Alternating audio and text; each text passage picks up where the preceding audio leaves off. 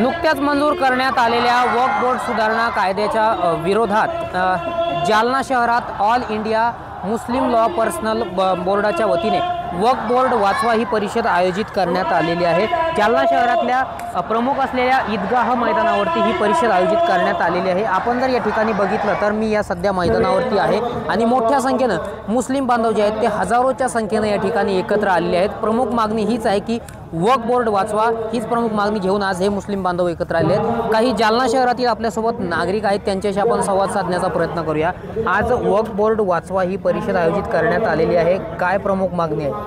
मागणी हेच आहे की जे भारत सरकारने जे अमेंडमेंट बिल आणला होता 2024ला वक्फ अमेंडमेंट कायदा, त्याच्या विरोधात हा जे आहे तो जन आक्रोश मोर्चा आणि जुलूस हा काढण्यात आलेला आहे। आणि या मोदी सरकारला आम्ही कळवितो की जर मुसलमानाचे मालमत्तेवर जर तुम्ही डोळा ठेवला तर आम्ही कदाचित हे सहन करणार नाही।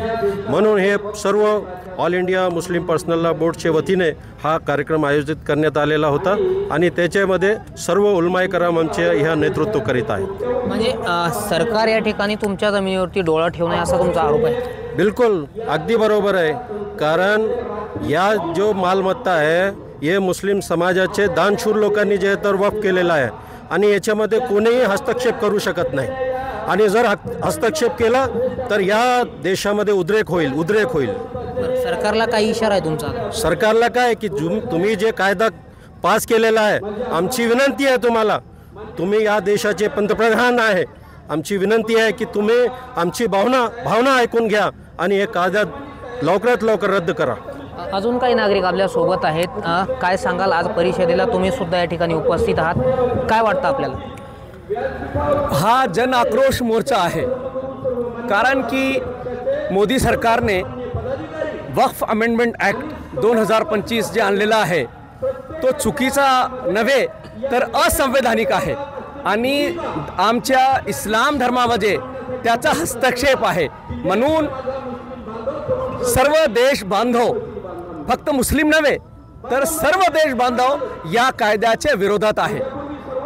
आम्ही या जनाक्रोश मोर्चाच्या निमित्ताने मोदी साहेबांना, सरकारना हे सांगत इच्छितो की जर तुम्ही हा कायदा वापस नाही घेतला तर त्याचे परिणाम चांगले होणार नाही, कारण की हा कायदा असंवैधानिक आहे, धर्मामध्ये हस्तक्षेप आहे। म्हणून हा कायदा रद्द करावा अशी आमची मागणी आहे।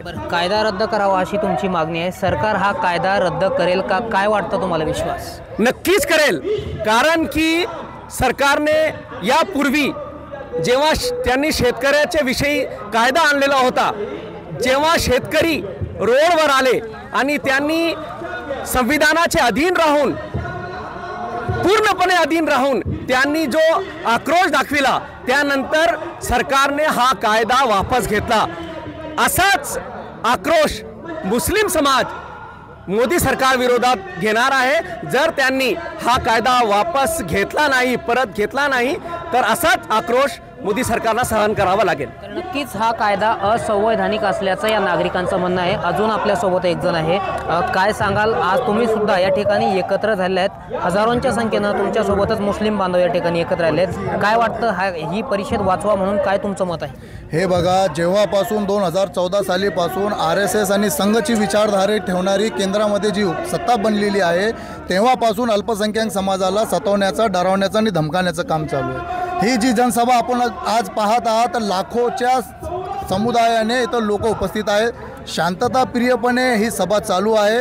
मला एवढं सांगायचं आपल्या माध्यमातून की छत्रपती शिवाजी महाराज यांनी कोकणमध्ये याकूत बाबाला 1500 एकर शेती दिलेली होती, आता ही वक्फला दिलेली आहे, ती मुस्लिम समाजासाठी दिलेली का? त्या जमिनीवर पण सरकारचं नजर आहे, त्याचं डोळा आहे। मुस्लिम समाज हा पिछळा वर्ग आहे। मुस्लिम समाजाचे मधील जे पूर्वज होते त्यांनी आपल्या समाजातील लोकांना काहीतरी त्यांचा उपयोग व्हावा यासाठी ही जमिनी वक्फ केलेली आहे। ही मिल्कियत जी आहे तर मुस्लिम समाजाची आहे, अल्पसंख्याक समाजाची आहे। जर सरकार यापुढे आमच्या संयमाचा जर बांध जर तुटला तर या सरकारला, या केंद्र सरकारला तो थांबवू शकणार नाही। ज्या प्रकारे राजस्थानमध्ये, ज्या प्रकारे हरियाणामध्ये आंदोलन झालेले आहे त्याच प्रकारचे आंदोलन महाराष्ट्रात झाल्याशिवाय राहणार नाही। त्यांनी पटरी उखडली, आम्ही तर ट्रेनसुद्धा चालू देणार नाही महाराष्ट्रामध्ये. बरं, काय वाटतं, कायदा रद्द होईल? कायदा रद्द होना है, नक्की होनार, क्योंकि जो है मुसलमानों की जो एकता आज बताई जा रही है उसकी वजह से जिस तरह शेतकरियों ने अपना मुजाहरा करके ये चीज़ को रद्द किया था, और सरकार ने जो पहले कानून लाई थी कि हज कमेटी के जो सब्सिडी को रद्द किया, और उससे बताया गया कि उससे जो है यूनिवर्सिटी खोली जाएगी और तमाम चीज़ें की जाएंगी, मुसलमानों के हित में काम किया जाएगा, लेकिन सरकार ने उस वादे को पूरा नहीं किया। अब इस तरह वक्फ कानून भी लाकर वो जो है धोखा देने का काम कर रहे हैं. आरोप करतायत नागरिक की सरकारचा डोळा जो आहे तो वक्फच्या जमिनीवर आहे. काय नेमकं तुमचं काय मत आहे? बिल्कुल सही बोले, ये जो तो रद्द होना है और इंशाल्लाह रद्द कर रहेंगे. आज जो पब्लिक जमा हुई, ये पब्लिक ने सिर्फ एक मुजाहरा दी छोटा सा, ये 1001 टक्कर रद्द होकर रहना चाहिए.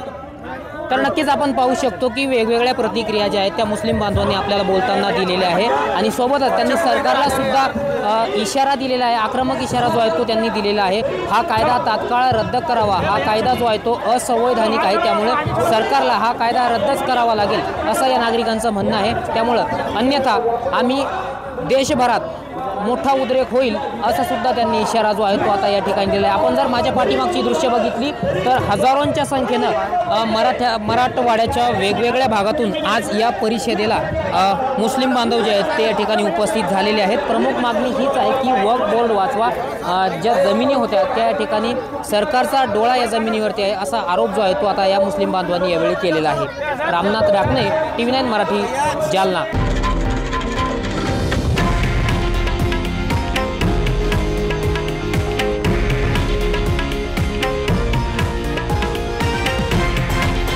हे आहे देशातील नंबर 1 न्यूज नेटवर्क आणि आपण पाहत आहात TV9 मराठी, एकमेव.